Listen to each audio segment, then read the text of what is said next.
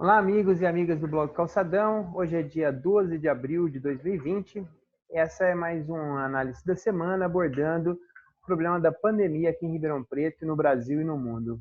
Como é que vai, Ricardo? Tudo bem? Beleza, Paulo Honório. Feliz Páscoa para você, para todos os amigos aí do Blog Calçadão. Legal. Eu queria também mandar um abraço. Assim, hoje é um dia atípico porque a gente, na minha história de vida, eu nunca tinha passado uma Páscoa como essa, Ricardo. E assim, eu queria lembrar de 4 pessoas muito importantes na questão da fé para mim. O Padre Estevão, o Padre Chico, que são padres que estão comandando, um é Santa Terezinha, a outra Lapa, que fazem parte da nossa história. Queria lembrar de 2 saudosos amigos também, que é a irmã Cristina Benedini, que inclusive fez aniversário essa semana, faria aniversário, né? E o padre Nilton Elias de Barros, assim, que são pessoas assim, muito carinhosas, que ajudou a gente nessa caminhada de, até hoje, assim, o que a gente tem de formação, formação social, né, consciência política, social, foi devido a esses caras aí que foram muito importantes para nós. Legal, e mais um, só para poder fechar essas homenagens que eu estou fazendo, essa lembrança, domingo de Páscoa é um domingo que a gente sempre reúne com a família, minha família é muito grande e tal, então eu queria, assim, homenagear de uma certa forma, e que está sempre assistindo esses programas que a gente tem feito, e é o meu irmão Valdomiro e a Carmen, que está lá na casa deles, e hoje, com certeza, seria um dia que a gente estaria junto celebrando esse dia tão importante. Ricardo, então, passando já direto para o nosso resumo da semana, eu queria que você desse uma analisada nos números que estão acontecendo aí no Brasil e no mundo. E depois a gente vai entrar na questão das administrações públicas, que estão com dificuldade muito grande e que isso impacta de forma muito ruim nessa pandemia que estamos passando. Paulinho, a gente colocou no nosso canal do YouTube, está lá ainda, com quase 17 mil acessos, o vídeo do Dr. Marcelo Bigal, falando a realidade, né? Que o Brasil não faz teste nenhum e, portanto, não tem o menor controle do avanço do coronavírus no nosso país. Os números oficiais do Brasil são números completamente irreais, porque os números verdadeiros são muito maiores. E a gente abre o nosso resumo, esse nosso próximo número do Ribeirão contra a pandemia, que, se eu não me engano, é o 4º, que a gente vem fazendo mais do que semanalmente, colocando o seguinte, que o Brasil está entrando num trem fantasma, completamente no escuro, porque se o Dr. Marcelo Bigal coloca no vídeo dele, aquele quadro que ele coloca lá para fazer a comparação dos números, né? Você viu no vídeo ali, né? Quem puder entrar lá vai ver. O site é o World Matters, no nosso resumo inscrito está lá o link para você entrar. Se você entra naquele site, você acompanha as curvas, Paulinho, no mundo todo e por regiões também.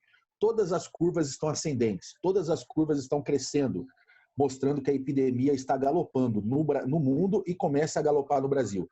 Nesse sentido, por que o Brasil entra num trem fantasma e completamente no escuro? Porque nós estamos vendo a guerra da desinformação a partir do presidente da República e dos seus aliados, fazendo força para que o isolamento social seja relaxado no Brasil, e está dando resultado, porque estados e municípios começam a relaxar de maneira informal, porque as pessoas estão cada vez mais nas ruas, e a partir da semana que vem a ameaça que tem é do relaxamento formal, Paulo Honório. Ricardo, que situação, né?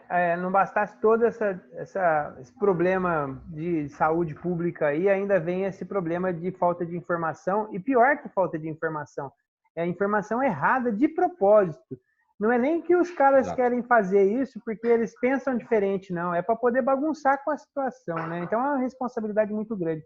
E pior ainda é que vem lá de cima do governo federal essa irresponsabilidade, essa falta de... Não é falta de bom senso, é uma vontade de destruição da sociedade, né?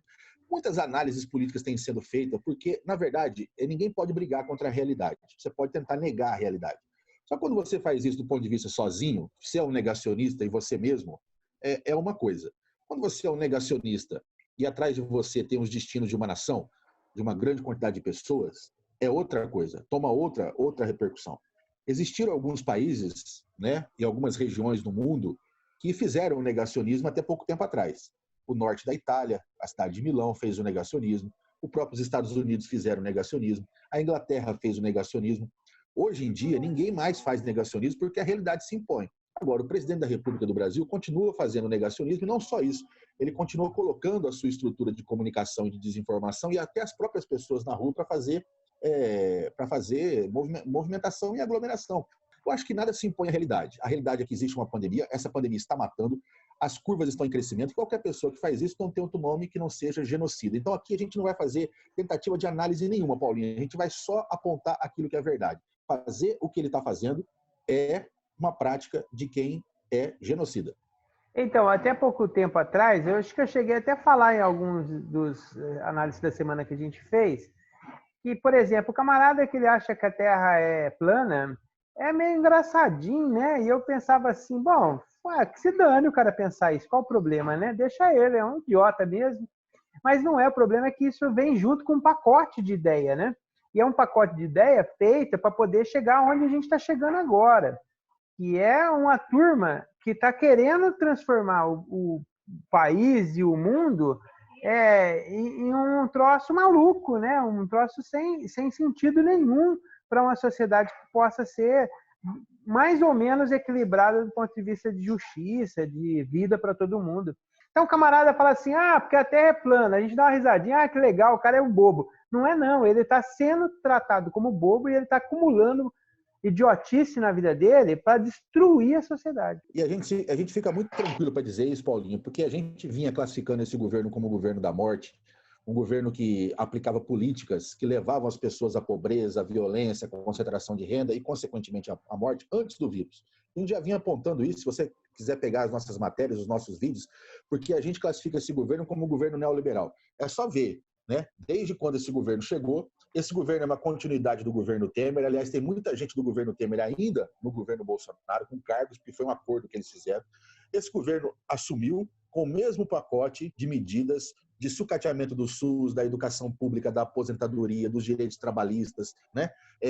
Aquela velha história, né? Você quer emprego ou você quer direitos? Esse argumento já é um argumento terrível, porque ele aponta para a escravidão. Agora é o argumento da economia versus vida. Alguns vão morrer mesmo, 10 mil, 15 mil, 20 mil, né? Vão morrer idosos. A gente vai falar dos idosos no final desse vídeo, mas o importante é a economia. Então é sempre esse discurso, é sempre um discurso que não valoriza a vida, é sempre um discurso que aponta para a morte no final das contas.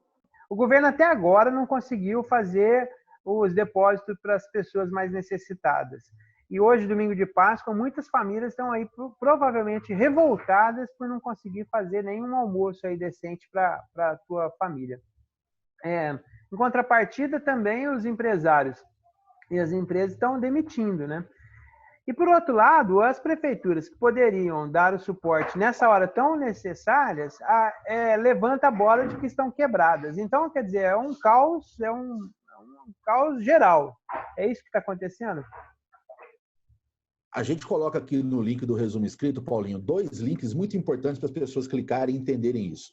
O governo, ele já colocou, obviamente, que se sabe que diante de uma crise dessa, uma crise sanitária que provocou uma crise econômica, e no mundo inteiro está assim, é o Estado que precisa colocar dinheiro na economia para poder dar a resposta correta no combate imediato e também no apontamento da reconstrução depois. Pra você ter uma ideia, a Inglaterra fez um pacote bilionário.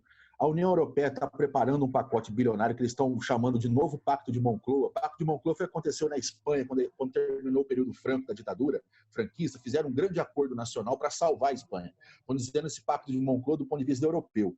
Os Estados Unidos, que o Donald Trump era negacionista até outro dia, está colocando um pacote de 2 trilhões de reais. E o Banco Central americano, o Federal Reserve, está imprimindo dinheiro, imprimindo dólar para colocar na economia. O Brasil sabe que tem que fazer... Não, só para te ajudar aí, o Boris Johnson também saiu do hospital, também todo bonzinho, dizendo que quer dar todo o suporte, né? Exatamente. O governo brasileiro também sabe disso, mas sabe o que eles fizeram, Paulinho? Eles colocaram dinheiro na economia, mas olha só a conta, e a gente coloca esse link aqui no resumo escrito. 1,2 trilhão de reais já está no bolso dos bancos, foi para salvar os bancos, com um argumento que em parte é verdadeiro, de que não pode deixar acontecer uma crise bancária no Brasil. Isso, em parte, é verdade, mas colocaram lá 1,2 trilhão. Esse dinheiro, a gente disse no resumo passado, que está empossado, porque os bancos aumentaram o juro, não está emprestando para ninguém, esse dinheiro está lá parado. Em contrapartida, para dar sustentação para as famílias e para o setor produtivo, que é o pequeno, médio empresário, 147 bilhões. Então, 1,2 trilhão para os bancos, 147 bilhões para as famílias e para o setor empresarial. Isso está com os links aqui. Você pode entrar e clicar e olhar os links. Isso mostra, Paulinho, que o Brasil ainda está tentando salvar o sistema neoliberal. O mesmo sistema neoliberal que antes do vírus já tinha sucateado o SUS, já tinha sucateado a educação, já tinha sucateado os empregos, já tinha sucateado os direitos trabalhistas. Então, o Estado brasileiro já é um Estado enfraquecido porque a proposta neoliberal faz isso, privatizações a rodo. Estamos enfrentando o vírus com um Estado enfraquecido. E na hora que o Estado vai colocar dinheiro, 1,2 trilhão na mão do setor financeiro, que são os bancos, e 147 bilhões na mão das famílias e das empresas. É por isso que existem famílias passando fome, é por isso que existem pequenos e médios empresários quebrando e demitindo.